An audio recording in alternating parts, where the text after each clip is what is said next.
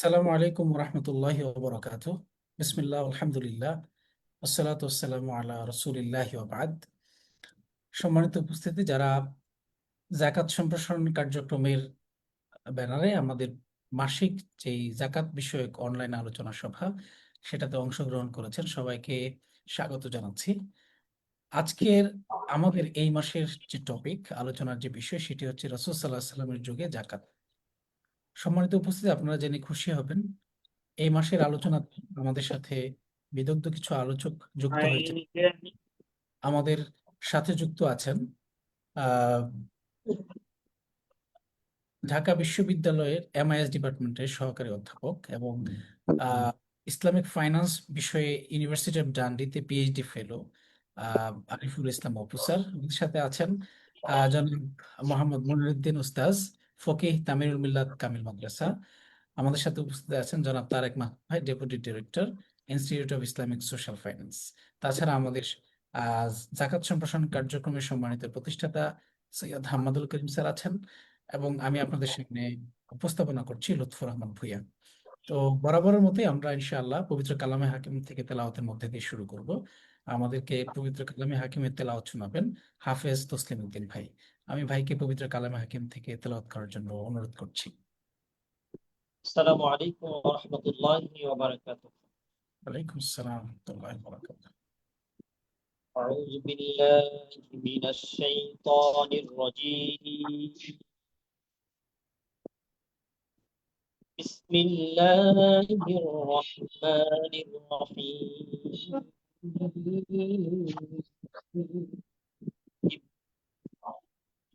فاذكروني أذكركم واشكروني ولا تكفرون. يا أيها الذين آمنوا استعينوا بالصبر والصلاة إن الله مع الصابرين.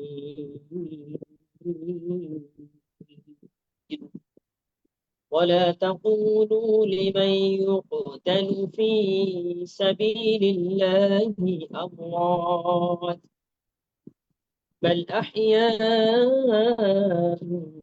ولكن لا تشعرون. ولنبلونكم بشيء من الخوف والجوع ونقص من الأموال والأنفس والثمرات وبشر الصابرين الذين إذا أصابتهم مصيبة قالوا إنا لله وإنا إليه راجعون. صدق الله العلي العظيم. السلام عليكم ورحمة الله وبركاته. ওয়ালাইকুম আসসালাম রহমতুল্লাহি ওয়া বারাকাতুহু। অসংখ্য ধন্যবাদ জানাচ্ছি হাফেজ তসলিম উদ্দিন ভাইকে পবিত্র কালামে হাকিম থেকে তেলাওয়াত শোনানোর জন্য। সম্মানিত দর্শক শ্রোতা, আপনারা যারা আমাদেরকে দেখছেন, সবার কাছে অনুরোধ থাকবে জাকাত শিক্ষা সম্প্রসারণে আমাদের যে উদ্যোগ সেটাতে আপনাদের আহ সহযোগিতা, অর্থাৎ আমাদের যে লাইভটি হচ্ছে সেটি আপনাদের পার্সোনাল টাইমলাইনে অথবা কোনো গ্রুপে শেয়ার করতে পারেন, যেন আরো বেশি মানুষের কাছে আমাদের এই আলোচনাটি পৌঁছাতে পারে। আমরা সেই প্রত্যাশা করছি। সম্মানিত উপস্থিতি, আমরা আর দেরি না করে অনুষ্ঠানটি আর শুরু করতে যাচ্ছি। আমাদের সম্মানিত সভাপতি আজকের এই প্রোগ্রামের এবং জাকাত সম্প্রসারণ কার্যক্রমের সম্মানিত প্রতিষ্ঠাতা সৈয়দ হামাদুল করিম স্যারের স্বাগত বক্তব্যের মধ্য দিয়ে আমি স্যারকে অনুরোধ করছি স্বাগত বক্তব্য প্রদান করার জন্য। أعوذ بالله من الشيطان الرجيم بسم الله الرحمن الرحيم. লুৎফর শোনা যাচ্ছে? জি স্যার, জি শোনা যাচ্ছে। প্রিয় সুধীবৃন্দ, আসসালামু আলাইকুম ওয়া রাহমাতুল্লাহি ওয়া বারাকাতুহু।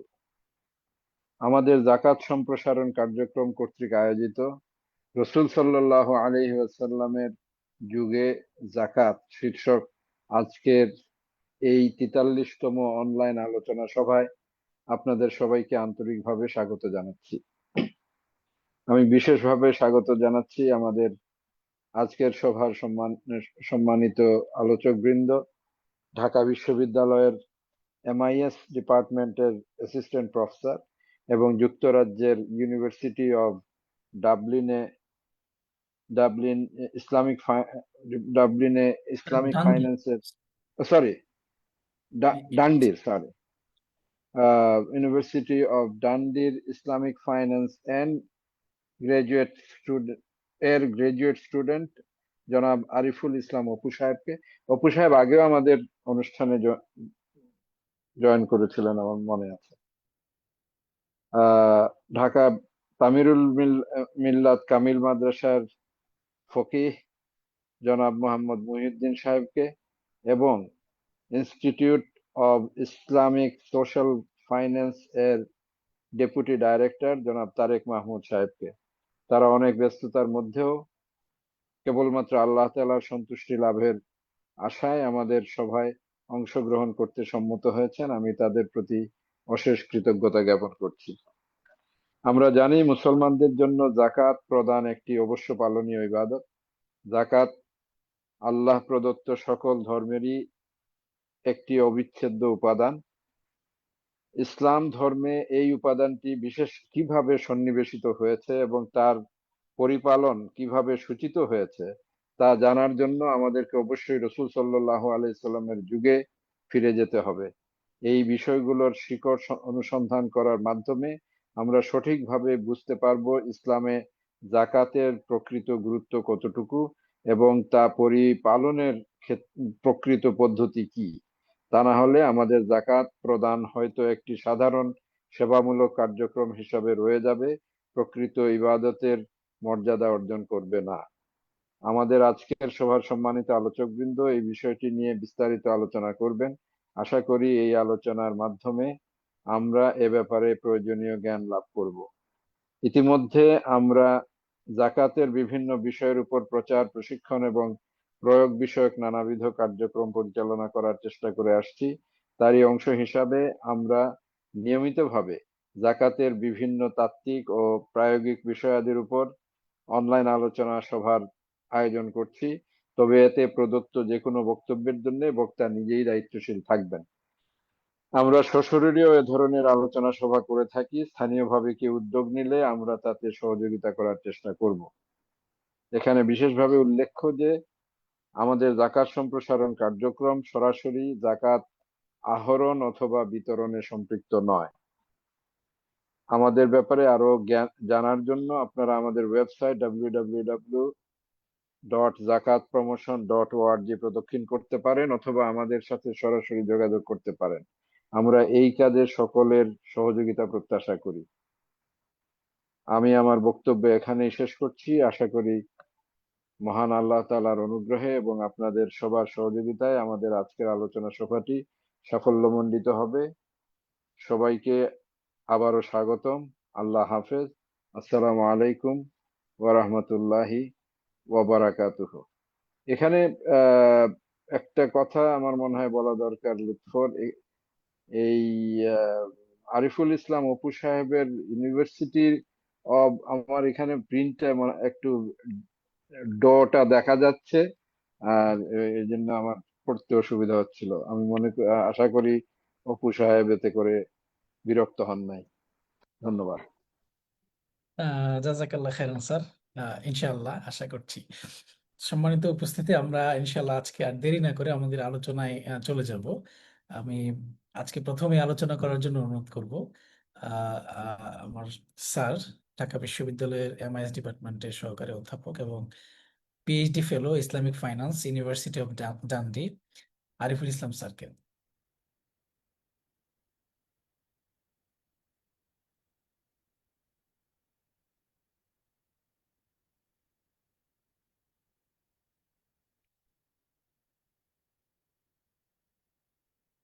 নেটওয়ার্ক কেমন একটু ডিস্টার্ব করছে, আমি ঠিক বুঝতে পারি নাই। শুরু করব? হ্যাঁ, জি স্যার, জি স্যার। আচ্ছা জি, থ্যাংক ইউ। আসসালামু আলাইকুম রহমতুল্লাহি ওয়া বারাকাতুহু। বিসমিল্লাহ ওয়াসসালাতু ওয়াসসালামু আলা রাসূলিল্লাহ ওয়া আলা আলিহি ওয়া মান ওয়ালা সুবহানাকা লা ইলমা লানা ইল্লা মা 'আল্লামতানা ইন্নাকা আনতাল আলিমুল হাকিম। জাকাত সম্প্রসারণ উদ্যোগ কর্তৃক আয়োজিত আজকের এই সেমিনারে উপস্থিত সবাইকে মোবারকবাদ। যারা দেখছেন বা যারা পরবর্তীতে দেখবেন অনলাইনে, সবাইকে অভিনন্দন জানাচ্ছি। আজকে আমরা জাকাতের ব্যবস্থাপনার ক্ষেত্রে রাসূল সাল্লাল্লাহু আলাইহি সাল্লামের সময় কিছু বিষয় একটু আলোকপাত করার চেষ্টা করব। কারণ জাকাত এটি ইসলামের মৌলিক একটি স্তম্ভ। তবে এটি শুধুমাত্র ব্যক্তির সাথেই জড়িত না, এটি সমাজ রাষ্ট্র ব্যবস্থার সাথেও জড়িত। সেক্ষেত্রে রাষ্ট্র ব্যবস্থা বা একটি সোসাইটির মধ্যে জাকাতকে প্রাতিষ্ঠানিকীকরণের মাধ্যমে জাকাতকে একটি ওয়েলফেয়ারের বড় রকমের একটি টুল হিসেবে ইসলাম প্রতিষ্ঠিত করেছে এবং সেটি রাসূল সাল্লাল্লাহু আলাইহি সাল্লামের হাত ধরেই প্রতিষ্ঠিত হয়। সেইটির গোড়ার দিকটা আমরা একটু আলোকপাত করার চেষ্টা করব ইনশাআল্লাহ।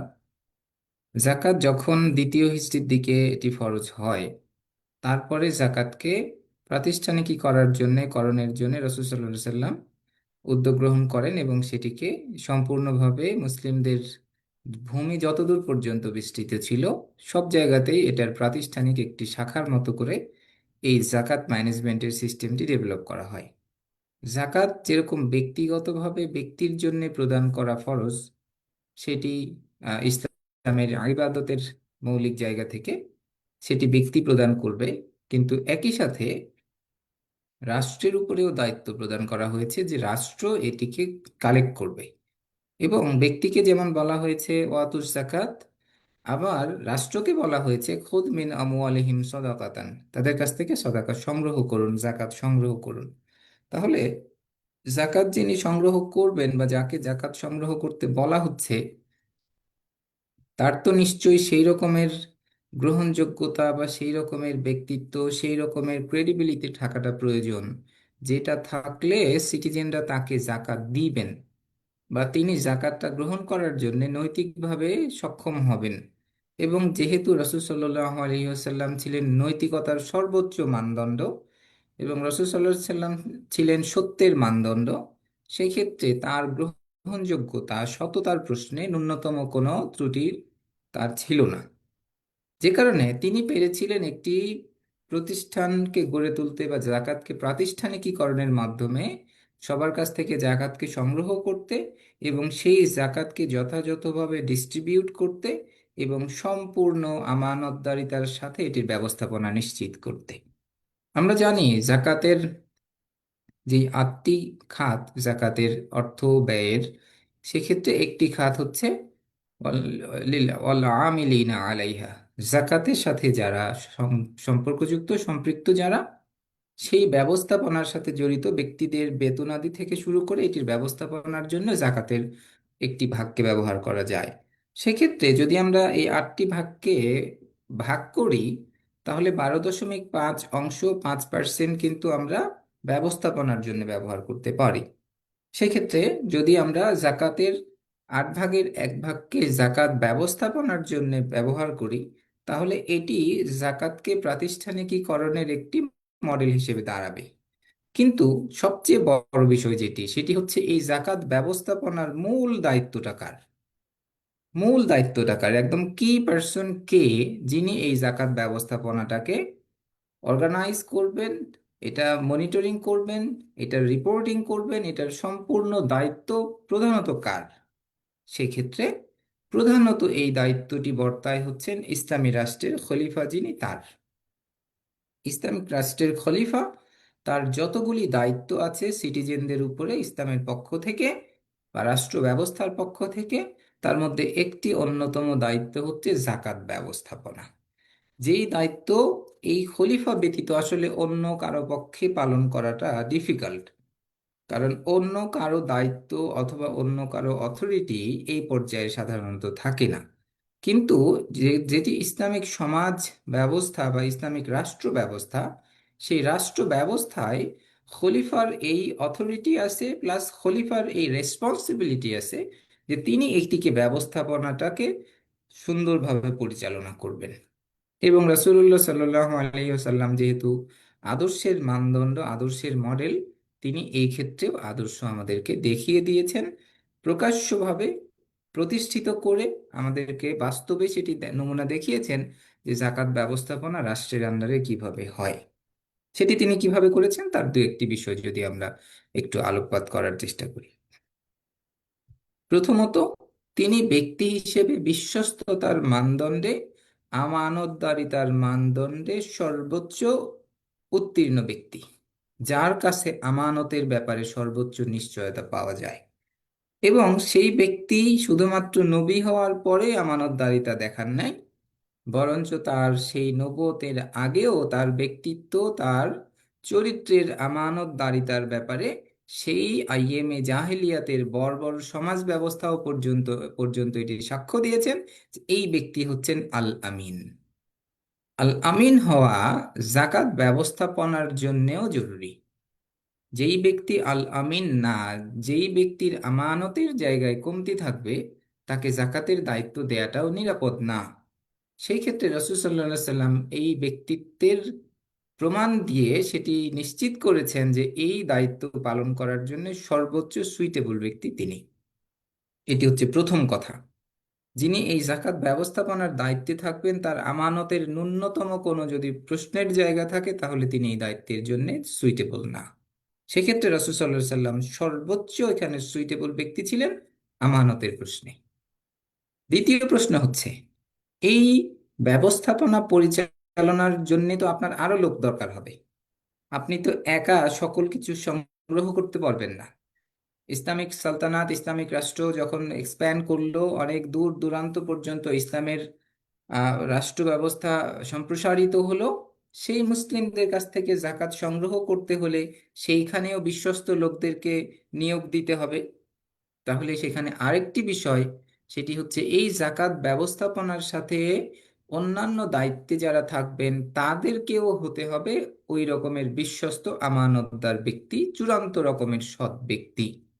সেটিও রাসূলুল্লাহ সাল্লাল্লাহু আলাইহি সাল্লাম করেছেন।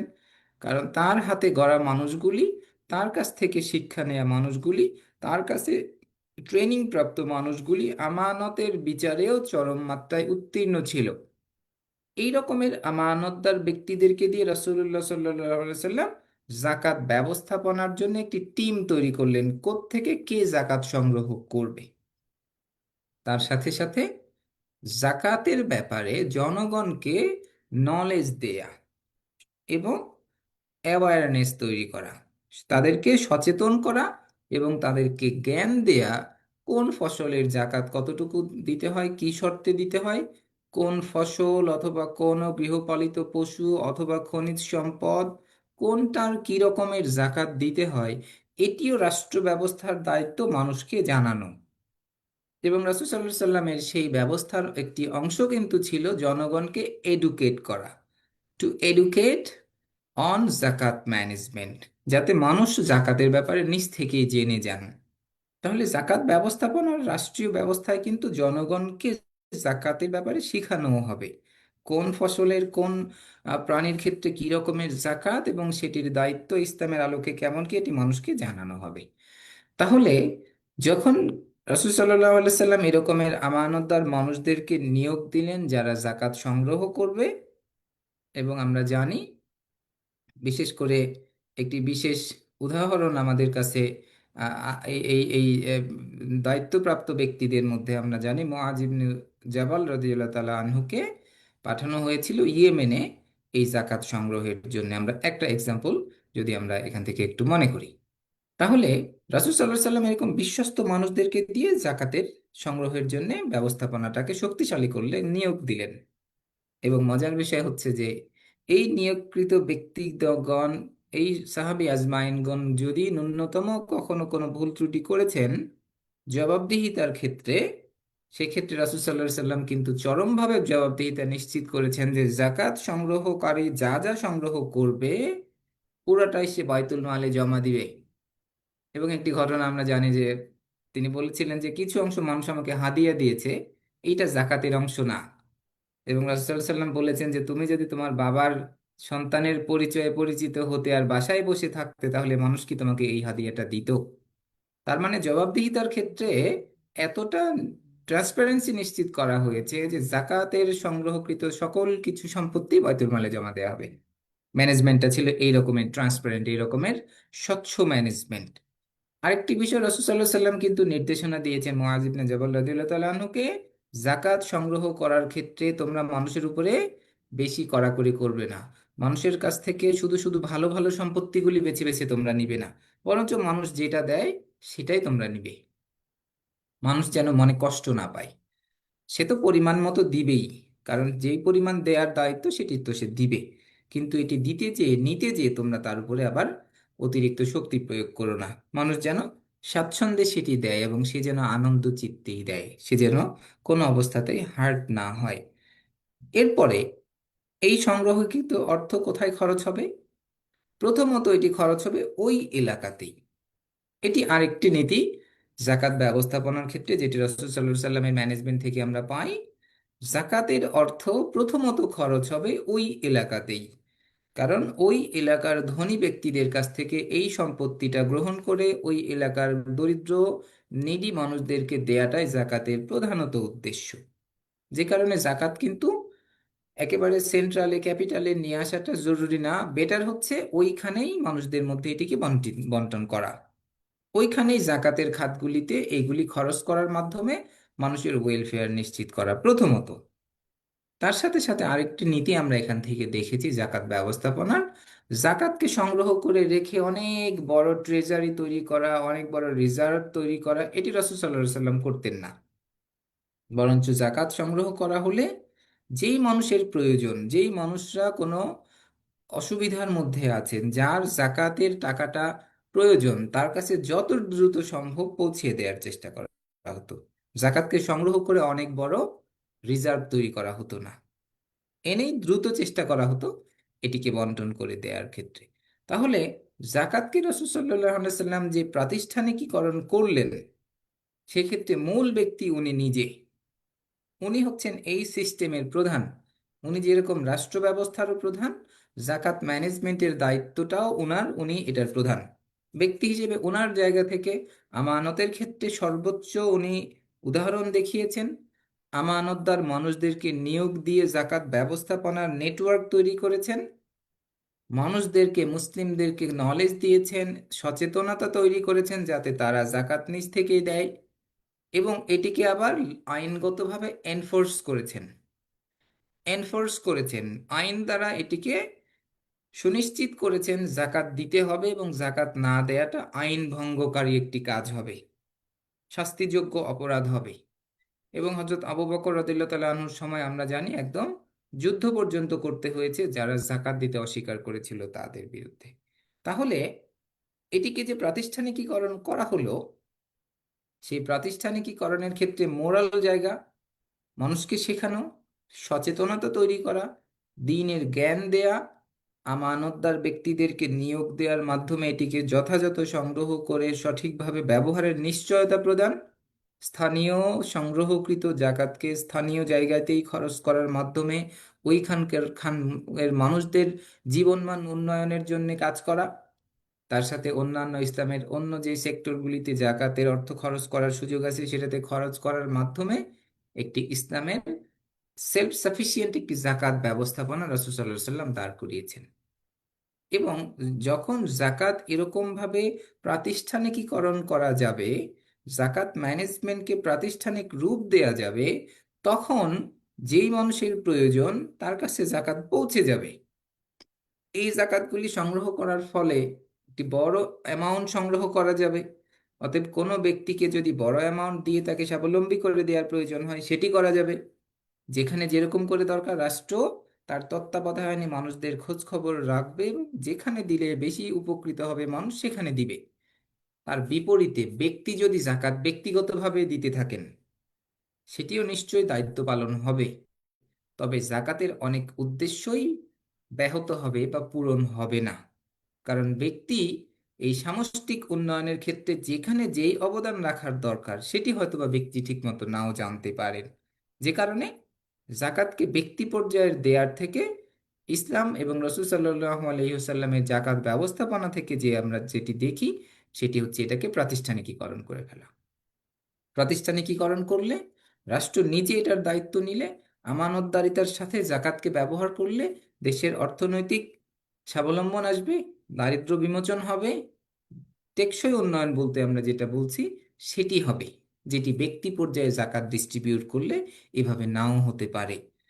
এখন প্রশ্ন এসে যায় যে আধুনিক রাষ্ট্র ব্যবস্থায় জাকাতের ব্যবস্থাপনা কিভাবে হতে পারে। সেটি খুবই ডিফিকাল্ট একটি কোশ্চেন এবং বিস্তর আলোচনার দাবি রাখে। আধুনিক রাষ্ট্রের সাথে জনগণের এজেন্সিটা আসলে কি? আধুনিক রাষ্ট্র কি আসলে জাকাতের জন্য দায়িত্ব প্রাপ্ত কিনা?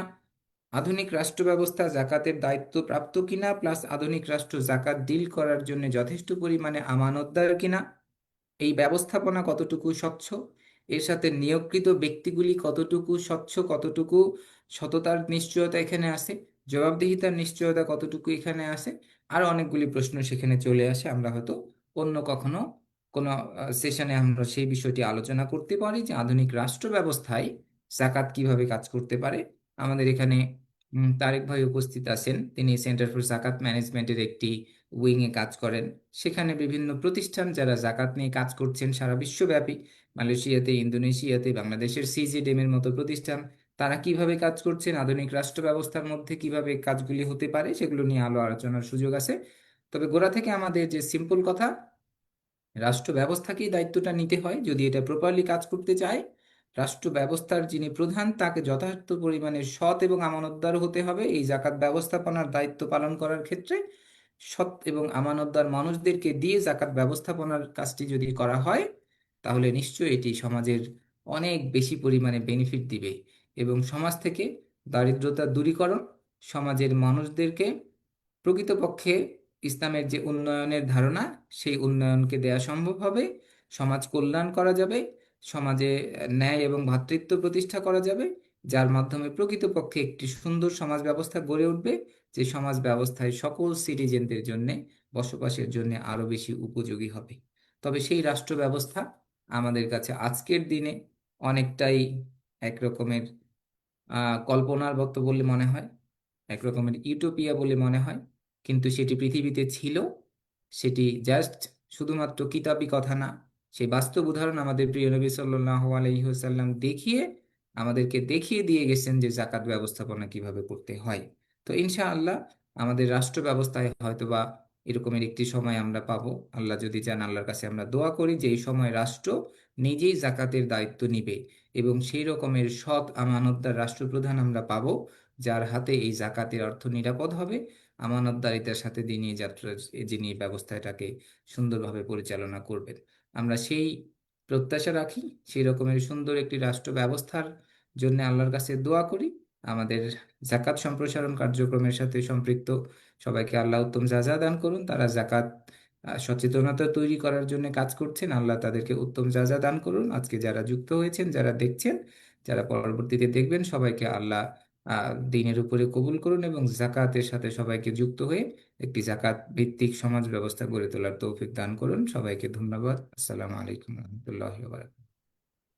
ওয়ালাইকুম আসসালাম রহমতুল্লাহি ওয়া বারাকাতুহু। স্যারের পোশাক দেখি আসলে বোঝা যাচ্ছে যে এখানে ঠান্ডা আছে, কিন্তু আমরা গরম থাকায় আমরা একটু ফিল করছি যে আসলে কেমন হচ্ছে। ধন্যবাদ স্যার।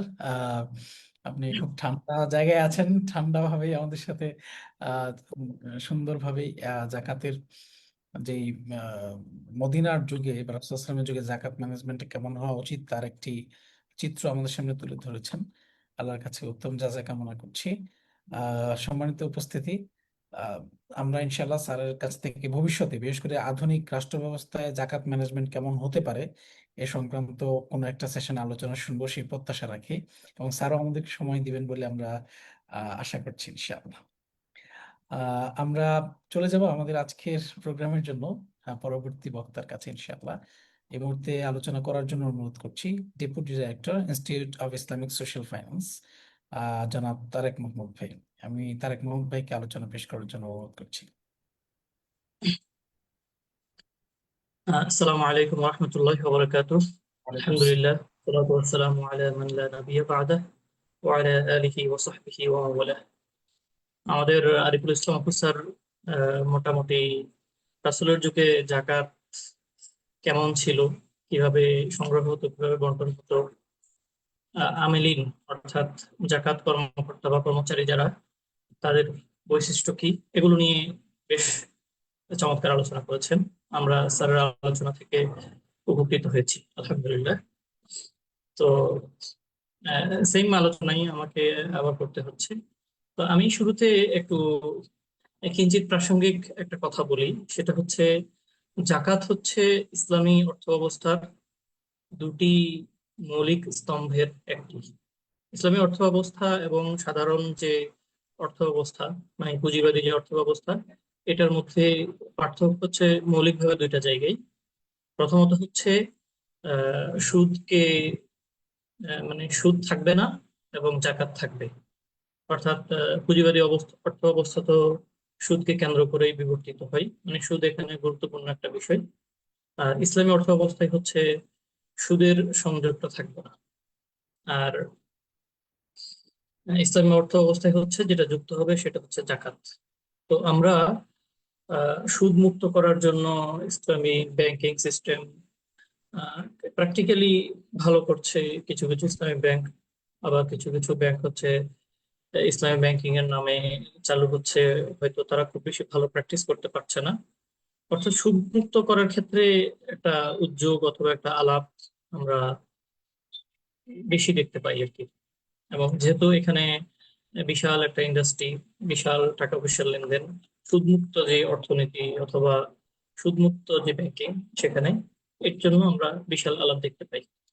কিন্তু জাকাত হচ্ছে আরো বেশি গুরুত্বপূর্ণ, কারণ ব্যাংকিং ব্যবস্থা অথবা অর্থ ব্যবস্থা, সেটা ইসলামী হোক অথবা অন ইসলামী হোক, মূলত ওখানে সাধারণ মানুষের টাকা ধনী লোকদের কাছে যায় এবং ধনী লোকরা সেটাকে ব্যবসা বাণিজ্যে খাটিয়ে যাদের টাকা তাদেরও কিছু লাভ হয় এবং তারা নিজেরাও উপকৃত হন।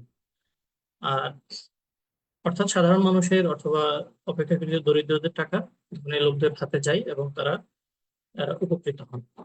কিন্তু ইসলামিক সিস্টেম যেটা, সেটা হচ্ছে আহ, ধনীদের কাছ থেকে, ধনীদের সম্পদে ইসলাম দরিদ্রদের একটা অধিকার রেখেছে। অধিকার বলতে এখানে হক শব্দটা ব্যবহার করা হয়েছে। অর্থাৎ আহ হক মানে হচ্ছে আমাদের নোয়াখালী অঞ্চলে বাবার বাবা অথবা মুরব্বী কেউ মারা যাওয়ার পরে উত্তরাধিকারে যেটা পাই সেটাকে হক বলে। মানে এটা আপনার অধিকার, আপনি অটোমেটিক পাচ্ছেন, আপনাকে চেয়ে নিতে হচ্ছে না। তো জাকাত হচ্ছে ঠিক এরকম একটা অধিকার, যেটা ধনীদের সম্পদে আল্লাহ তাআলা দরিদ্রদের জন্য নির্দিষ্ট করে দিয়েছেন। তো আমরা দেখতে পাই যে এই ধনীদের নিকট থেকে দরিদ্রদের কাছে যে অর্থগুলো আসা উচিত তাদের অধিকার হিসেবে, এই জিনিসগুলো ঠিকভাবে আসছে না। তো এ কারণে আমরা ওই সুদমুক্ত অর্থনীতি বিভিন্ন দেশে চলে এসেছে এবং সেটা থেকে কিঞ্চিত উপকৃত হচ্ছে। কিন্তু জাকাতটা ঠিকভাবে দুনিয়ার বিভিন্ন দেশে, যেখানে ইসলাম আমাদের মতো অথবা আমাদের চেয়ে ভালো প্র্যাকটিস হয়, সেখানে এরকম প্র্যাকটিস হচ্ছে না, যে কারণে ওই ইসলামী অর্থ ব্যবস্থার যে সুফলটা সেটা আমরা পাচ্ছি না। তো আমাদের আজকের আলোচনার বিষয় হচ্ছে রাসূল সাল্লাল্লাহু আলাইহি ওয়াসাল্লামের যুগে জাকাত। জাকাত আমাদের এই সময়ে, জাকাত যেরকম রাসূলের যুগে সাল্লাল্লাহু আলাইহি ওয়াসাল্লাম তার যুগেও জাকাত ঠিক সেরকমই ছিল। তো শুরুর দিকে তো ফরজ জাকাত ছিল না, নীতি হিজরীতে জাকাত ফরজ হয়েছিল। এটা মানুষ বুঝতে হয়তো আরো কিছুদিন সময় লেগেছে।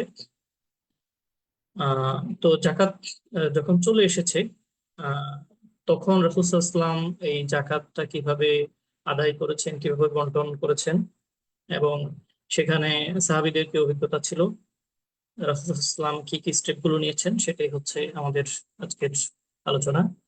তো স্যার আরিফুল ইসলাম অপু স্যার বিস্তারিত আলোচনা করেছেন। আমি স্যার যে বিষয়গুলো আলোচনা করেছেন সেখান থেকে কিছু এবং বাইরে থেকে কিছু আলোচনার প্রয়াস পাবো ইনশাআল্লাহ।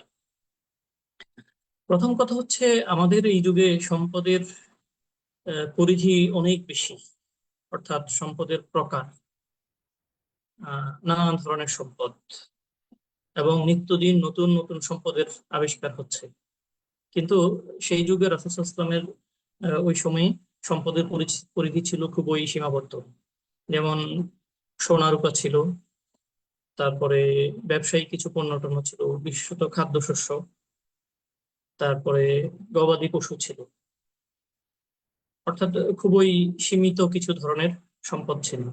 তো এখনো আমরা দেখতে পাই যে কিছু কিছু মাযহাব, যেমন জাহেরি মাযহাব, তাদের কথা হচ্ছে শুধু জাহেরি মাযহাব না, শাফিঈ মাযহাবেও এই জিনিসটা এভাবে ফতোয়া এসেছে যে যেই যেই জিনিসগুলোতে রাসূল সাল্লাল্লাহু আলাইহি ওয়াসাল্লাম সেই যুগে আম, জাকাত দিতে বলেছেন, অর্থাৎ রাসূলের মুখে যে যে সম্পদগুলোর নাম এসেছে, সাহাবীরা রাসূল কর্তৃক নির্দেশিত হয়ে যে যেই সম্পদগুলো জাকাত আদায় করেছেন, শুধুমাত্র ওই সম্পদগুলোতে জাকাত আদায় করতে হবে। কিন্তু আমরা যে আমাদের যে মাযহাব, হানাফি মাযহাব এবং আর অন্যান্য মাযহাবের কথা হচ্ছে না, সকল ধরনের সম্পদেই জাকাত প্রযোজ্য হবে। যেমন শাফিঈ মাযহাবের দেশ হলো মালয়েশিয়া, সেখানে আলেম ওলামারা বলে থাকেন যে ধান, গম এগুলো যারা চাষ করেন, এগুলোর উপর তো জাকাত ফরজ, যেহেতু রাসূল সাল্লাল্লাহু আলাইহি ওয়াসাল্লাম তখন এগুলোর উপর জাকাত দিতে বলেছেন এবং সাহাবীরা আদায় করেছেন, খাদ্যশস্য যেগুলো আর কি। কিন্তু অন্যান্য ফসলের উপর জাকাত ফরজ না। যেমন এই মালয়েশিয়াতে কিন্তু পাম গাছ অথবা বাদাম এগুলোর বিশাল বিশাল কৃষিজ জমি আছে আর কি। তো যেহেতু ওখানকার আলেমরা ফতোয়া দিচ্ছেন শাফিঈ মাযহাব অনুযায়ী, রাসূল সাল্লাল্লাহু আলাইহি ওয়াসাল্লাম যেগুলোতে জাকাত আদায় করতে বলেছেন শুধু সেগুলোতে জাকাত প্রযোজ্য হবে। এই কারণে ধান গমের ছোট ছোট কৃষকদের উপর জাকাত প্রযোজ্য হয়ে যায়। আর যারা পাম চাষ করে অথবা আহ, আহ, নানান ধরনের পিনাট চাষ করে, মানে বিশাল বিশাল ব্যবসায়ী যারা অ্যাগ্রো ইন্ডাস্ট্রির মালিক, তারা বিশাল ট্রানজাকশন, বিশাল উৎপাদন করেও তাদের উপর জাকাত প্রযোজ্য হচ্ছে না। তো অর্থাৎ সেই সময়ে রাসূলের যুগে সম্পদের পরিমাণটা ছিল পরিমাণ পরিমাণ না, অর্থাৎ সম্পদের ধরন ছিল সীমিত কিছু ধরনের। কিন্তু আজকের দিনে আমাদের আহ, এই সময়ে সম্পদের মধ্যে ভ্যারাইটি এসেছে এবং নিত্যদিন এটা আসতেই আছে। তো আমাদের যে আমরা যে মাযহাব অনুসরণ করি, হানাফি মাযহাব, এই হানাফি মাযহাবের ফতোয়া হচ্ছে যে সম্পদ যাই হোক সেটার উপর জাকাত আসবে। শুধুমাত্র যে যে সম্পদগুলোর উপর জাকাত প্রযোজ্য হয় না, যেমন স্থাবর সম্পত্তি অথবা এই টাইপের, সেগুলোর উপর জাকাত প্রযোজ্য হবে না। এরপরে হচ্ছে রাসূল সাল্লাল্লাহু আলাইহি ওয়াসাল্লামের সেই যুগে প্রকাশ্য এবং অপ্রকাশ্য সকল ধরনের সম্পদের জাকাত আদায় করা হতো, অর্থাৎ রাসূলের যে প্রতিনিধিরা তারা আদায় করতেন। প্রকাশ্য সম্পদ বলতে যেগুলো হচ্ছে বাইরে থেকে দেখা যায়, যেমন হচ্ছে গবাদি পশু তো বাইরে থেকে দেখা যায়, অর্থাৎ এগুলো তো কেউ নিশ্চয়ই নিজের ঘরের ভিতরে পালে না, বাইরেই পালন করে, খামারে পালন করে এই টাইপের। এরপর হচ্ছে যে ফসলগুলো উৎপন্ন হয় এগুলোকে প্রকাশ্য সম্পদ হিসেবে ধরা হতো আর কি। আর অপ্রকাশ্য সম্পদ বলতে সোনা রূপা, এরপর হচ্ছে ব্যবসায়ের অনেকগুলো পণ্য থাকে, এগুলো তো নিশ্চয়ই সবার পক্ষে জানা সম্ভব হয় না, এগুলোকে অপ্রকাশ্য সম্পদ হিসেবে ফকিহরা বলেছেন। তো রাসূলের যুগে প্রকাশ্য এবং অপ্রকাশ্য উভয় ধরনের সম্পদের জাকাত রাষ্ট্রীয়ভাবে, অর্থাৎ রাসূল সাল্লাল্লাহু আলাইহি ওয়াসাল্লাম যাদেরকে আমির হিসেবে দায়িত্ব দিতেন তারা আদায় করতেন।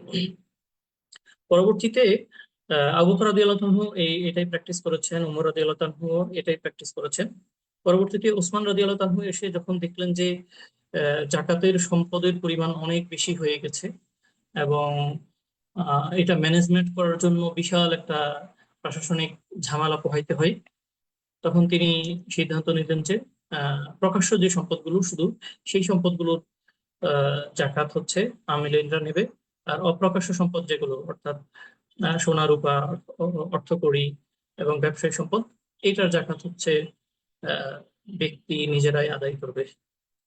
তো ওই সময়ে ওসমান রাদিয়াল্লাহু আনহু এই পদ্ধতিটা চালু করেছেন, কারণ মানুষের ইমানদারি অনেক মজবুত ছিল এবং মানুষ আহ ফাঁকি দেওয়ার চেষ্টা করতেন না, বিশেষত দিনদারির ক্ষেত্রে।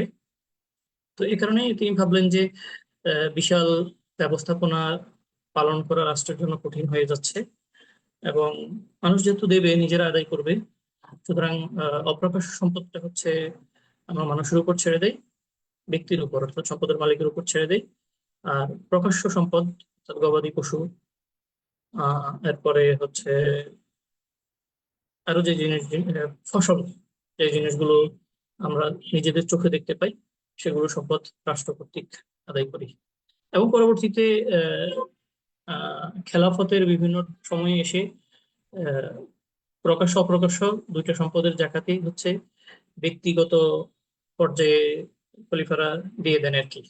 অর্থাৎ যেহেতু প্রচুর জাকাত আদায় হচ্ছিল এবং জাকাত আহ নেয়ার মানুষ খুব কম ছিল, জাকাত দেয়ার মানুষ বেশি হয়ে গিয়েছিল, এ কারণে এই ঝামেলাটা রাষ্ট্র আর নিতে চায়নি আর কি। এটা প্রাইভেট সেক্টরে চলে গিয়েছে। অর্থাৎ জাকাত দাতা যিনি, তার ইমানদারিতার উপর, অর্থাৎ আহ, এটা প্রথম তো রাষ্ট্র আদায় করতো এবং বন্টন করতো, পরবর্তীতে রাষ্ট্র একটা অংশ ছেড়ে দিয়েছে এবং শেষে একটা পর্যায়ে রাষ্ট্র পুরোটাই ছেড়ে দিয়েছে, যে এখন মুসলমানরা নিজেদের দিনদারিতার উপর ভিত্তি করে জাকাতটা আদায় করবে। এরপরে রাসূল সাল্লাল্লাহু আলাইহি ওয়াসাল্লামের সময়ে এবং সাহাবাদের সময়েও যে জিনিসটা হইতো সেটা হচ্ছে ব্যবসায়ীরা যখন মালামাল এক দেশ থেকে অন্য দেশে নিতেন, তখন হচ্ছে আহ, নির্দিষ্ট কিছু আহ, পথ ছিল, লোকেশন ছিল, আজকের দিনে যেটাকে আমরা পোর্ট বলতে পারি, সেখান দিয়ে যখন মালামাল আসতো তখন হচ্ছে আহ জাকাত আদায়কারীরা সেই সম্পদগুলোর জাকাত আদায় হয়েছে কিনা এই জিনিসটা চেক করতেন এবং জাকাতটা আদায় করে নিতেন। আহ, এরপরে হচ্ছে আহ, জাকাত আদায় করার পর সেগুলো বন্টন করা হইতো কোথায়।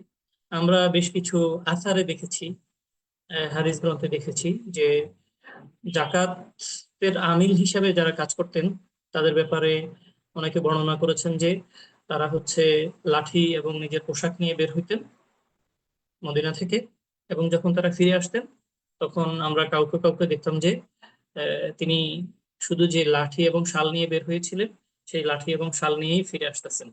অথবা কাউকে কাউকে দেখতাম যে তিনি লাঠি, শাল এবং জাকাতের অর্থ থেকে রাষ্ট্র তার জন্য যে অংশটুকু নির্ধারণ করে দিয়েছে সেই অংশটুকু নিয়ে ফেরত আসছেন। অর্থাৎ তারা যেখান থেকেই জাকাতের সম্পদটা আদায় করতেন সেখানেই বিতরণ করতেন। অর্থাৎ অপু স্যার একটু আগে যেটা বললেন যে স্থানীয়ভাবে বিতরণ করা। আর জাকাত বন্টনের ক্ষেত্রে ইসলামের দৃষ্টিভঙ্গি হচ্ছে এটাই, যে শুরুতে যে গ্রাম থেকে সংগ্রহ করা হচ্ছে সবচেয়ে বেশি হক হচ্ছে সেই গ্রামের দরিদ্রদের। যদি সেই গ্রাম অথবা সেই শহরের দরিদ্ররা দরিদ্রদের মাঝে বন্টন করার পর উদ্বৃত্ত থাকে, তাহলে কাছের শহরে অথবা কাছের গ্রামে, এরপরে সেখানেও যদি উদ্বৃত্ত থাকে, এরপরে হচ্ছে আশেপাশের আহ, গ্রামে যাবে আর কি। অর্থাৎ উদ্বৃত্ত যে জাকাতের সম্পদগুলো থাকতে পারে এগুলো ইউনিয়ন পর্যায় থেকে উপজেলা পর্যায়ে আসতে পারে, উপজেলা পর্যায় থেকে জেলা পর্যায়ে আসতে পারে, সেখান থেকে বিভাগীয় পর্যায়ে আসতে পারে, আহ, রাজধানীতেও আসতে পারে। কিন্তু সবচেয়ে কাছে যারা, তাদের অধিকার হচ্ছে সবকিছুর আগে। আর সে সময় যারা মজবুত এবং যারা ইনসাফ সম্পন্ন লোক তাদেরকেই জাকাত আদায়ের এই দায়িত্বটা দেওয়া হতো। এবং তারা আমরা রাসূলের যুগে দেখেছি এবং পরবর্তীতেও দেখেছি, জাকাত আদায়ের আহ, যে কর্মচারীরা অর্থাৎ জাকাতের যে আমিলরা, তাদের আহ, নিয়োগের ক্ষেত্রে নৈতিকতার দিকটা, নৈতিকভাবে তিনি কতটুকু শক্তিশালী, শারীরিকভাবে তিনি কতটুকু শক্তিশালী, বিশেষত তার ইনসাফের বিষয়টা আহ, বিশেষভাবে দেখা হতো আর কি। আমরা মুআয ইবনে জামালের নাম তো শুনি এবং আরো অনেক অনেক সাহাবীরা আছে। তো এই ছিল রাসূলের যুগে জাকাত কিভাবে আদায় করা হতো, কিভাবে বন্টন করা হতো, এটা নিয়ে আমার দুই একটা কথা। তো আমাদের এই যুগে আমরা জাকাতকে ফরজ থেকে নফলের পর্যায়ে নিয়ে গিয়েছি। যেহেতু সেই যুগে খলিফাদের যুগে বিশেষত ওসমান রাদিয়াল্লাহু আনহু এমন একটা সময়ে আহ, কিছু কিছু জাকাত হচ্ছে ব্যক্তিকে আদায় করার জন্য বলেছিলেন যখন প্রচুর জাকাত আসতো এবং মুসলমানদের মধ্যে দরিদ্র লোকজন খুঁজে পাওয়া কঠিন হয়ে যাইত। আর এখন মুসলমানদের মধ্যে দরিদ্র লোকের অভাব নেই, প্রচুর দরিদ্র লোক। তো এজন্য এটা আমাদের জন্য খুবই জরুরি যে আবারও আমরা একটা রাষ্ট্রীয় কাঠামো, একটা প্রাতিষ্ঠানিক কাঠামো, প্রাতিষ্ঠানিক কাঠামোটা রাষ্ট্রীয় হওয়া জরুরি। আর যদি রাষ্ট্র এই দায়িত্বটা নিতে না চাই, তাহলে আহ, দিনদার মানুষদের দ্বারা পরিচালিত কোনো ইদারা, কোনো ব্যবস্থাপনা প্রতিষ্ঠানও হতে পারে। অর্থাৎ একটা বড় ব্যবস্থাপনার আওতায়, প্রাতিষ্ঠানিক ব্যবস্থাপনার আওতায় জাকাতটাকে নিয়ে আসা উচিত। যাতে সমাজের সকল মানুষ মুসলমানরা জাকাত আদায় করতে পারে এবং জাকাত আদায়টা এবং বন্টনটা এটা একটা মনিটরিং এর আওতায় চলে আসে। তো আমরা এই জাকাত সম্প্রসারণ কার্যক্রমকে ধন্যবাদ জানাচ্ছি। তারা জাকাতের জ্ঞান ছড়িয়ে দিতে রেগুলার এই ধরনের প্রোগ্রাম আয়োজন করে যাচ্ছে, ভবিষ্যতেও আয়োজন করে যাবে ইনশাআল্লাহ। আর জাকাত সম্প্রসারণ কার্যক্রমের সাথে সম্পৃক্ত সকলকে আল্লাহ উত্তম জাযা দান করুন, এই আশাবাদ ব্যক্ত করছি। আসসালামু আলাইকুম রহমতুল্লাহ। ওয়ালাইকুম আসসালাম রহমতুল্লাহি বারাকাতু। তারেক মাহমুদ ভাইকে অসংখ্য ধন্যবাদ জানাচ্ছি। তিনি জাকাত ম্যানেজমেন্ট নিয়ে আলোচনা করেছেন এবং কিছু বিষয় যেগুলো আসলে আধুনিক ব্যবস্থার সাথে উদাহরণ দিয়ে তিনি মিলিয়ে দেওয়ার চেষ্টা করেছেন। আমরা আশা করছি ভাইয়ের আলোচনার মধ্যে দিয়ে অনেকে উপকৃত হয়েছেন। সম্মানিত উপস্থিতি, আমরা আজকের সবশেষ আলোচকের কাছে ইনশাল্লাহ চলে যাব এবং আজকের আলোচনার একটি গুরুত্বপূর্ণ দিক নিয়ে ইনশাল্লাহ আলোচনা করবেন আমাদের আজকের আলোচনার সম্মানিত অতিথি, তামিরুল মিল্লাত কামিল মাদ্রাসা ঢাকার সম্মানিত মুফতি জনাব মোহাম্মদ মহিউদ্দিন ওস্তাজ। আমি ওস্তাজকে আলোচনা পেশ করার জন্য সবিনয় অনুরোধ করছি।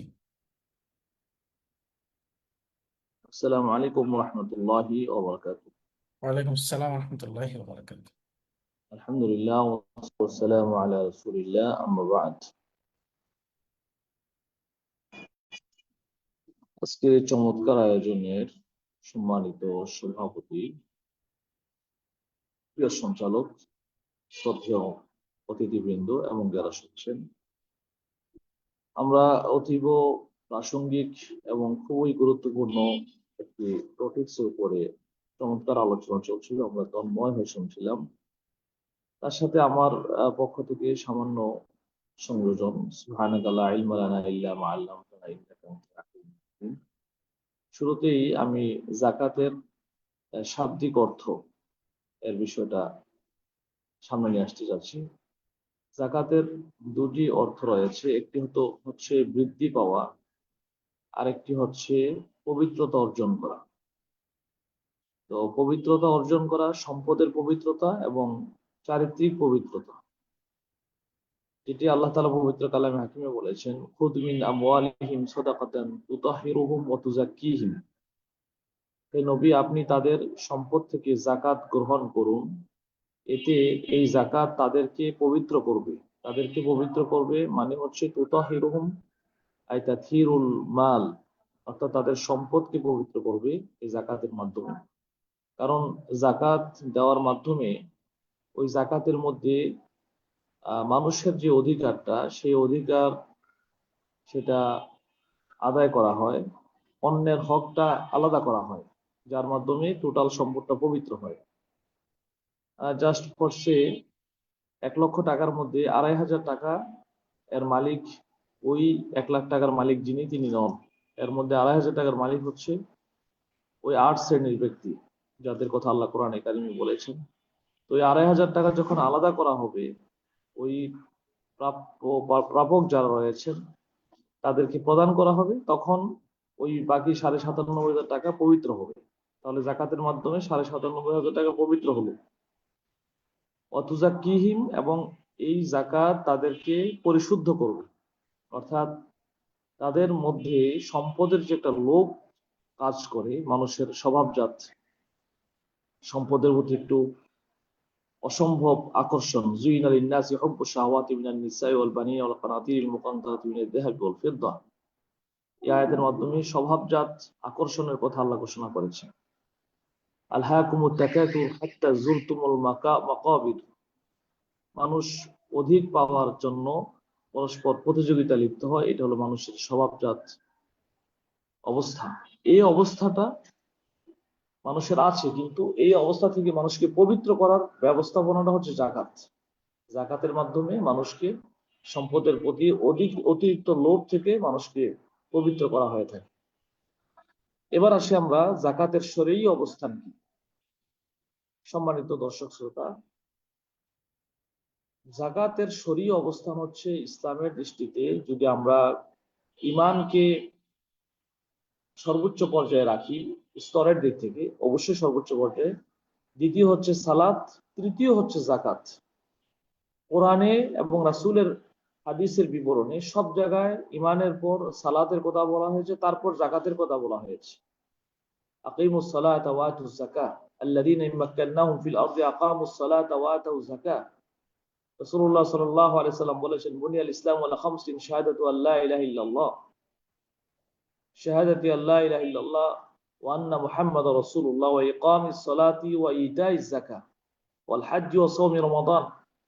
হজ এবং রমাদানের রোজাকে চতুর্থ এবং পঞ্চম পর্যায়ে রাসূলুল্লাহ সাল্লাল্লাহু আলাইহি ওয়াসাল্লাম উল্লেখ করেছে। কিন্তু দুর্ভাগ্যের বিষয় হলো আমাদের সামাজিকভাবে সমাজের মানুষ, বিশেষ করে এই সাবকন্টিনেন্টে, আমরা বলে থাকি কিভাবে নামাজ, রোজা, হজ, জাকাত। দুর্ভাগ্যের বিষয়, এভাবে আমাদেরকে শেখানো হয়েছে, প্রসার করা হয়েছে। নামাজের পরে রোজা, তারপরে হজ, তারপরে জাকাত, অর্থাৎ 4টার মধ্যে 4 নম্বরে। আর যদি ঈমান থেকে শুরু হয় তাহলে 5টার মধ্যে 5ম নম্বরে জাকাত। অথচ আল্লাহ তাআলা 4টি মৌলিক ইবাদতের মধ্যে দ্বিতীয় উল্লেখ করেছেন, রাসূল উল্লেখ করেছেন 2 নম্বরে, জাকাত, নামাজ, তারপরে জাকাত। এই বিষয়টি আমাদেরকে সমাজের সর্বস্তরে, বিশেষ করে জাকাত যারা দেন তাদের মধ্যে ব্যাপকভাবে প্রচার করা দরকার যে সালাতের পরেই জাকাতের অবস্থান। কারণ এখানে একটি সায়েন্টিফিক বিষয় রয়েছে যে আল্লাহ তাআলার পক্ষ থেকে দুনিয়ার মানুষকে আল্লাহর দাসত্ব করতে বলা হবে, কিন্তু পেটে খাবার থাকবে না। এটা আল্লাহর সুন্নাহ নয়, বরং আল্লাহ তাআলার বিধান হচ্ছে যে আল্লাহ তার বান্দাদের পেটের ক্ষুধা নিবারণের ব্যবস্থা করবেন, আবার আল্লাহকে গোলামিও করতে বলবেন। এটা খুবই একটি ব্যালেন্সড জীবন ব্যবস্থা হচ্ছে ইসলাম। এই জন্যই সালাতের পরপরই জাকাতের কথা আল্লাহ তাআলা কোরআনে উল্লেখ করেছেন, রাসূলুল্লাহ সাল্লাল্লাহু আলাইহি ওয়াসাল্লাম হাদিসে উল্লেখ করেছেন। তৃতীয়ত যে বিষয়টি আমি সামনে আনতে চাই যে জাকাত কখন ফরজ হয়েছে। যেহেতু আমাদের আজকের আলোচ্য বিষয় রাসূলুল্লাহ সাল্লাল্লাহু আলাইহি ওয়াসাল্লামের যুগে জাকাত ব্যবস্থাপনা, তো জাকাত মাক্কি জীবনেই মুজমাল ভাবে ফরজ হয়েছে। মুজমালান তার মানে হচ্ছে সংক্ষিপ্ত আকারে, অর্থাৎ মূল নীতি আকারে। আর মুফাসসালান অর্থাৎ বিস্তারিতভাবে কার্যকরী ব্যবস্থাপনার দৃষ্টিকোণ থেকে জাকাত ফরজ হয়েছে মদিনায় দ্বিতীয় হিজরতে। আমরা মাক্কি সূরার মধ্যেও জাকাতের ব্যবস্থাটা, বিষয়টা উল্লেখ দেখতে পাই। যেমন সূরা মুমিনুন মাক্কি সূরা, এখানে আল্লাহ তাআলা বলছেন কাদ আফলাহাল মুমিনুন আল্লাযীনা হুম ফি সালাতিহিম খাশিউন ওয়াল্লাযীনা হুম আনিল লাগবি মুরিদুন ওয়াল্লাযীনা হুম লিয-যাকাতি ফাঈলুন। তাহলে যাকাত মক্কায় ফরজ হয়েছে বা মক্কায় যাকাতের বিষয়টা নাযিল হয়েছে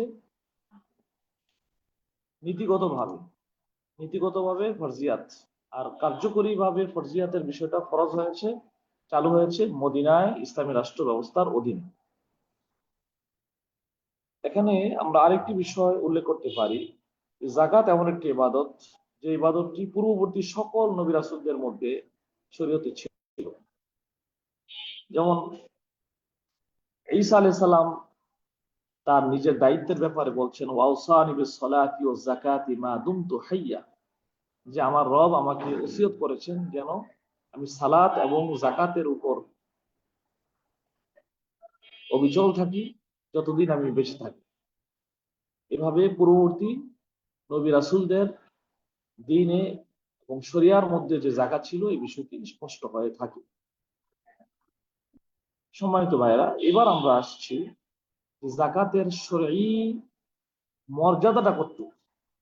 শরঈ মর্যাদা, যাকাতের শরঈ মর্যাদা, গুরুত্ব, এটা আমরা হযরতে আবু বকর সিদ্দিক রাদিয়াল্লাহু তাআলা আনহুর একটা সিদ্ধান্ত, ঐতিহাসিক সিদ্ধান্ত এবং সুপরিচিত সিদ্ধান্ত, এই বিষয়টিকে সামনে নিয়ে আসলে আমরা এর গুরুত্ব সহজে উপলব্ধি করতে পারব।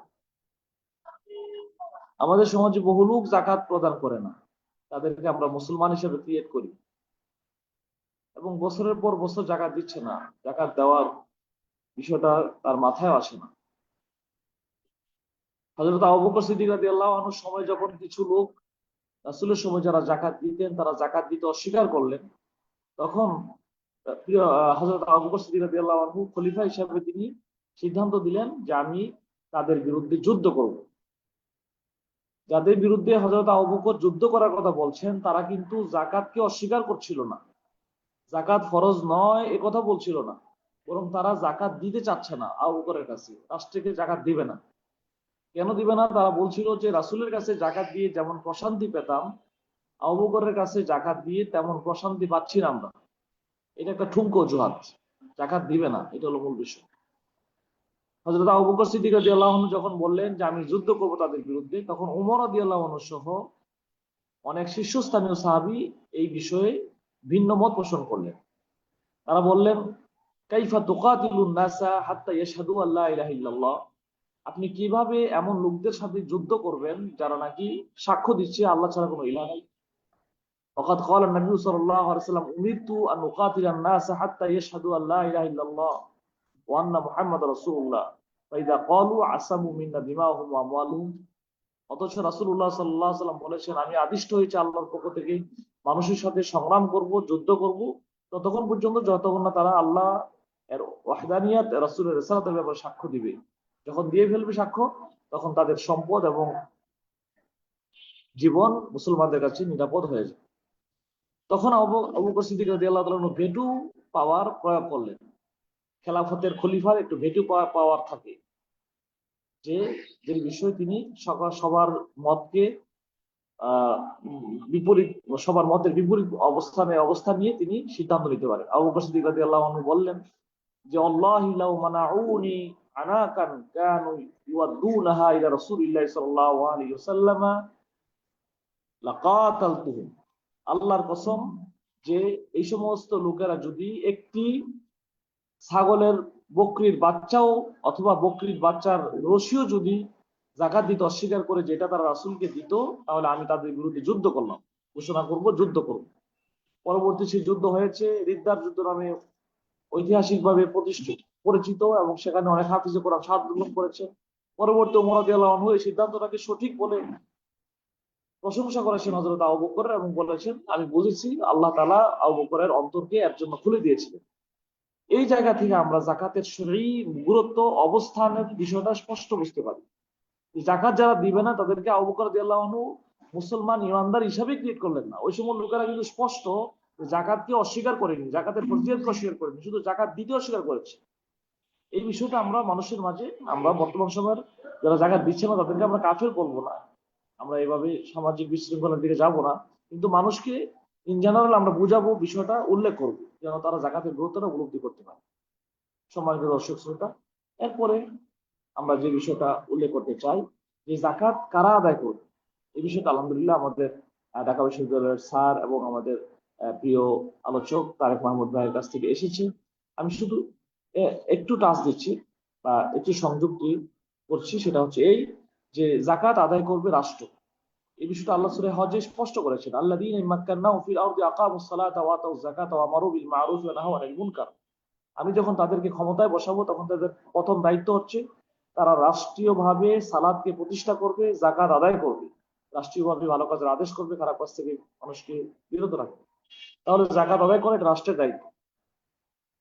রাষ্ট্র সেই দায়িত্ব গ্রহণ করার আগ পর্যন্ত সৎ আমানতদার লোকদের ব্যবস্থাপনায় সাংগঠনিকভাবে অথবা প্রাতিষ্ঠানিক কাঠামোর মাধ্যমে সেই যাকাত সংগ্রহ করে সেই যাকাত বন্টন করার দায়িত্বটি খুবই একটি গুরুত্বপূর্ণ এবং ইফেক্টিভ একটা দায়িত্ব এবং একটি কাজ।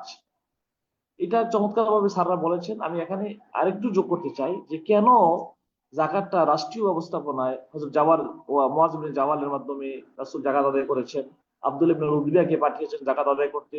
এভাবে রাসূল বিভিন্ন জায়গায় যাকাতের প্রশাসক নিয়োগ করেছেন, তারা যাকাত আদায় করেছেন। কেন রাষ্ট্রীয় ব্যবস্থাপনায় বা সাংগঠনিক বা প্রাতিষ্ঠানিক কাঠামোর মাধ্যমে যাকাত আদায় করাটার নির্দেশনাটা এসেছে কেন? এর মূল কারণ হচ্ছে এই যে আপনার যাকাত আল্লাহ তাআলার সকল ইবাদতের মূল উদ্দেশ্য হচ্ছে যে ইখরাজুল ইবাদি আন ইবাদাতিল ইবাদি ইলা ইবাদাতি রব্বিল ইবাদ, অর্থাৎ দুনিয়ার সকল মানুষকে বের করে নিয়ে আসা মানুষের দাসত্ব করা থেকে ওই রবের দাসত্ব করার দিকে, যেই রব নাকি মানুষের রব, অর্থাৎ মানুষের গোলামি করা থেকে সকল মানুষকে আল্লাহর গোলামে পরিণত করাই ছিল নবী রাসূলদের মিশনের মূল কাজ। এখন দেখেন, আমি যদি ব্যক্তিগতভাবে জাকাত পরিশোধ করি আমার এলাকার মানুষের মধ্যে, একেবারে এটা সিম্পল স্বাভাবিক বিষয় যে ওই এলাকার যাদেরকে আমি জাকাত দেব তারা একেবারেই মানবিক কারণে তারা আমার কাছে মেন্টালি একটু দুর্বল অবস্থায় থাকে। আমি যদি কোনো অন্যায় করি তারা সে অন্যায়ের প্রতিবাদ করতে পারবে না। আমি তাদের কাছ থেকে অন্যায় কোনো দাবিও আদায় করার চেষ্টা করতে পারি, এবং আমি তাদের প্রতি অনুগ্রহ করেছি বলে এটা এক প্রকার এস্টাবলিশড হয়ে যাচ্ছে। কিন্তু যখন প্রাতিষ্ঠানিকভাবে যে জায়গাটা পরিশোধ করা হবে, রাষ্ট্রীয়ভাবে দেওয়া হবে, তখন সেটা অধিকার হিসাবে তারা গ্রহণ করবে এবং তারা সামাজিক মর্যাদা পাবে। এবং আমার জায়গাটাই দেওয়া হচ্ছে তাদেরকে, কিন্তু আমি তাদের কাছে মানে সে আমার কাছে দায়বদ্ধ রইল না এবং সে আমার কাছে কোনো মানুষ মেন্টালি দুর্বল রইল না। এই বিষয়টাকে কনফার্ম করা হয় জাকাত ব্যবস্থাপনা বা সংগঠন বা প্রতিষ্ঠান বা রাষ্ট্রের মাধ্যমে জাকাত আদায় করার মাধ্যমে। সময় তো ভাইরা, এই জন্য রাসূলের যুগে যেমন রাষ্ট্রীয় ব্যবস্থাপনায় এই জাকাত ব্যবস্থাটা ম্যানেজমেন্টটা ছিল, এখনো সেই চেষ্টাই করতে হবে রাষ্ট্রীয় ব্যবস্থাপনার জন্য ইসলামী রাষ্ট্র প্রতিষ্ঠা হওয়ার চেষ্টা করতে হবে, দোয়া করতে হবে, কাজ করতে হবে। এবং তার পাশাপাশি সাংগঠনিক এবং প্রাতিষ্ঠানিক কাঠামোর মাধ্যমে যেই কাঠামোগুলো রয়েছে জাকাত ম্যানেজমেন্টের জন্য, সেগুলোকে আরো মজবুত করতে হবে। জনগণের মধ্যে তার বিশ্বস্ততা এবং বিশ্বাসযোগ্যতাকে আরো বেশি নিশ্চিত করতে হবে। সর্বশেষ আমি যেটি বলতে চাই যে জাকাত ব্যয়ের খাতের ব্যাপারে সূরা তাওবার 60 নম্বর আয়াতে আল্লাহ তাআলা যে 8টি খাত উল্লেখ করেছেন, তার মধ্যে একটি খাত উল্লেখ করেছেন ফি সাবিলিল্লাহ। এই বিষয়টি খুবই চমৎকার আমার কাছে মনে হয় যে আল্লাহর পথে জেহাদের কাজে জাকাতের অর্থ ব্যয় করা যায়। এখন দেখুন যে হযরতে আব্দুল্লাহ ইবনে ওমর ইবনে আব্দুল আজিজের সময়ে আল্লাহ তিনি এত সুন্দর জাকাত ম্যানেজমেন্ট করেছিলেন যে সারা মুসলিম জাহানে একজনও এমন পাওয়া যায়নি। সর্বশেষে গিয়ে দেখা গেল যে জাকাতের অর্থ দেওয়ার মতো। এখন জাকাত ব্যবস্থাপনার মাধ্যমে কিন্তু বাংলাদেশেও এরকম সম্ভব। ইসলামী ফাউন্ডেশন আজ থেকে প্রায় 30 বছর আগে এরকম একটা জরিপ করেছিল যে পরিমাণ অর্থ এর মালিক এদেশের মুসলমান ধনীরা, তারা যদি তাদের কাছ থেকে সঠিকভাবে জাকাত আদায় করা হয় এবং রাষ্ট্রীয় ব্যবস্থাপনায় বন্টন করা হয় এবং দরিদ্র বিমোচনের জন্য যদি বন্টন করা হয়, মানুষের দরিদ্রতা দূর করার জন্য, তাহলে 5 থেকে 10 বছরের ব্যবধানে বাংলাদেশে আর কোনো দরিদ্র পাওয়া যাবে না জাকাত নেওয়ার মতো। এখন এটাই হলো মূলত জাকাতের উদ্দেশ্য, যে সমাজে ধনীদের সম্পদের মধ্যে ভারসাম্য হবে, গরিবরা সেই সম্পদের ভাগ পাবে এবং অভাব দূর হবে। এখন এই অভাব দূর হওয়ার মাধ্যমে সবাই অভাব দূর হয়ে গেল। এরপরে ধনী লোকরা তো জাকাত দিতে হবে। তারপর এইবার ধনী লোকের জাকাত কোথায় দেবে? এই রাষ্ট্র এই জাকাতের অর্থ কোথায় ব্যয় করবে? ফকির মিসকিন থেকে শুরু করে তারপরে আপনার ঋণগ্রস্ত, তারপরে মুআল্লাফাতিল কুলুব, মনে করেন কোনো খাতেই আর ব্যয় করার মতো অবস্থান নাই। কর্মচারীদের তো একটা নির্দিষ্ট হারে বেতন দেওয়া হবে, কর্মচারীদেরকে তো আর সব টাকা দিয়ে দেওয়া যাবে না, একটা নির্দিষ্ট হারে তারা জাকাতের অর্থ বেতন পাবে। এখন বাকি অর্থ কোথায় খরচ হবে? এমন একটা জায়গা আল্লাহ রেখে দিয়েছেন ফি সাবিলিল্লাহ, যেটার মাধ্যমে যুগ যুগ ধরে ইসলামী রাষ্ট্র ব্যবস্থা যতই উন্নত হোক না কেন, ধনী মানুষ যত ধনী হয়ে যাক না কেন, সেই জায়গায় জাকাতের অর্থ ব্যয় করার সুযোগ রয়েছে।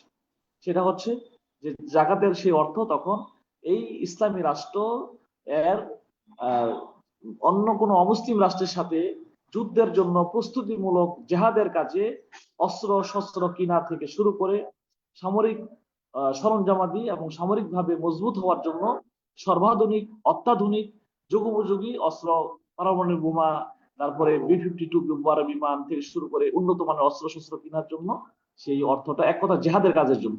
তো ইসলামী রাষ্ট্র তখন জেহাদের সাথে সম্পৃক্ত হবে। ইসলামী রাষ্ট্র তখন পার্শ্ববর্তী রাষ্ট্র বা অন্য কোনো অমুসলিম রাষ্ট্র আক্রমণ করলে সে আক্রমণ প্রতিরোধ করার জন্য সশস্ত্র জেহাদ করতে হবে। সে জেহাদ কেতালের পর্যায়ে যাবে এবং তার বিজয়ের জন্য যা প্রয়োজন সবকিছু সেই জাকাতের অর্থ দিয়ে বহন করতে পারবে, মেনটেন করতে পারবে। এই জায়গাটা ফি সাবিলিল্লাহ বলে 7 নম্বরে আল্লাহ তাআলা সেই খাতটা রেখে দিয়েছে। সর্বোপরি কথা হচ্ছে এই জাকাত ব্যবস্থাপনার মাধ্যমে যদি আমরা ইনশাআল্লাহ সুন্দরভাবে ম্যানেজমেন্টের মাধ্যমে এই বিষয়টা আমরা বাস্তবায়ন করতে পারি, তাহলে দেশের দরিদ্রতা দূর হবে, দেশের উন্নত হবে, দেশ উন্নত হবে, সামরিকভাবে দেশ উন্নত হবে এবং অমুসলিম কোন রাষ্ট্র বা ইসলামের দুশ্মন কোন রাষ্ট্র আমাদের এই প্রিয় ভূমি মাতৃভূমি বাংলাদেশের দিকে চোখ তুলে তাকাতে পারবে না, যখন আমরা সামরিকভাবেও শক্তিশালী এবং মজবুত হব, পৃথিবীর যে কোনো রাষ্ট্রের সাথে টক্কর দেওয়ার ক্ষমতা রাখবো, যেটা আল্লাহ কোরআনেও বলেছেন ওয়াইদুল্লাহ মাস্তাতাআতুম মিন কুওয়া, যে তোমরা তুরহিবুনা বিআদুওয়াল্লাহি ওয়া আদুওয়াকুম, আল্লাহ দুশমন তোমাদের দুশমনদেরকে ভীত সন্তুষ্ট রাখার জন্য তোমরা কি করবে? তোমরা শক্তি অর্জন করবে। সেই শক্তি অর্জন করার রাস্তাটাও আল্লাহ খুলে রেখেছেন এইভাবে। আল্লাহ তাআলা আমাদের সকলকে সেই জায়গায়, সেই পর্যায়ে যাওয়ার এবং সেই পর্যায়ে উন্নীত হওয়ার জন্য যাবতীয় কার্যক্রমে সক্রিয়ভাবে অংশগ্রহণ করার তৌফিক দান করুন। আসসালামু আলাইকুম ওয়া রাহমাতুল্লাহি ওয়া বারাকাতুহু। ওয়ালাইকুম আসসালাম রহমতুল্লাহি ওবরাকাত। অসংখ্য ধন্যবাদ জানাচ্ছি আমাদের সম্মানিত উস্তাজ জনাব মোহাম্মদ মহিউদ্দিন সাহেবকে। তিনি অত্যন্ত চমৎকার ভাবে, বিশেষভাবে জাকাত ফরজ ফরজ হওয়ার সময়কাল এবং মদিনার যুগে প্রাথমিক যুগে জাকাতের অবস্থা কি ছিল এবং সবশেষ জাকাতের স্পেশাল খাত নিয়ে তিনি কথা বলেছেন। আমরা উস্তাদের কাছে কৃতজ্ঞ, তিনি ব্যস্ততার মধ্যে সময় দিয়েছেন। আল্লাহর কাছে উত্তম জাযা কামনা করছি। সম্মানিত উপস্থিতি, এর মধ্যে দিয়ে আজকে আমাদের এই আলোচনার 43তম অনলাইন আলোচনার সমাপ্তির পর্যায়ে এসে পৌঁছেছি। সবশেষ আপনাদের কাছে অনুরোধ থাকবে যে আমরা যেই আলোচনাগুলো করছি সেগুলো জাকাত শিক্ষা সম্প্রসারণের জন্য করছি, জাকাতের শিক্ষা মানুষের মধ্যে পৌঁছে দেওয়ার জন্য করছি। তো আপনারা আমাদের এই কাজগুলোকে নিজেদের জায়গা থেকে বিভিন্নভাবে উৎসাহিত করতে পারেন, ছড়িয়ে দিতে পারেন। বিশেষ করে অনলাইনের কার্যক্রমগুলো আপনারা শেয়ার করতে পারেন অন্যদের সাথে। বিশেষ করে আমাদের ওয়েবসাইট ভিজিট করতে পারেন, সেখানেও জাকাত সম্পর্কে আমাদের প্রত্যেকটা পর্ব আপলোড দেওয়া আছে। ইউটিউব চ্যানেল আপনারা ঘুরে সেগুলো দেখতে পারেন। তাছাড়া আপনাদের কোনো পরামর্শ থাকলে আমাদেরকে জানাতে পারেন আমাদের ওয়েবসাইটের মাধ্যমে অথবা আমাদের পেজের ইনবক্সের মাধ্যমে কিংবা কমেন্ট বক্সের মাধ্যমে। আমি সবাইকে আবারও ধন্যবাদ জানাচ্ছি। ধন্যবাদ জানিয়ে আজকের প্রোগ্রাম এখানে শেষ করছি। আসসালামু আলাইকুম ওয়া রাহমাতুল্লাহি ওয়া বারাকাতুহু।